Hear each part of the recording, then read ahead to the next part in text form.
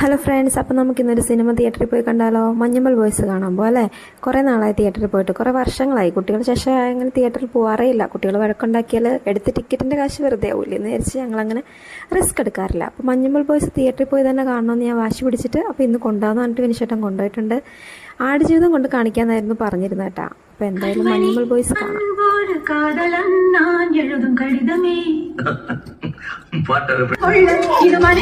അടിപൊളി മൂവിയായിരുന്നു കേട്ടോ. മൂവി എനിക്ക് ഒരുപാട് ഇഷ്ടമായി. അങ്ങനെ ഞങ്ങൾ തിരിച്ചിറങ്ങി ഭക്ഷണം കഴിക്കാൻ കയറി. അല്ലെങ്കിൽ കുട്ടികൾ വണ്ടിയിലിരുന്ന് ഉറങ്ങും. ഞങ്ങൾ ഗുരുവായൂരട്ടാ.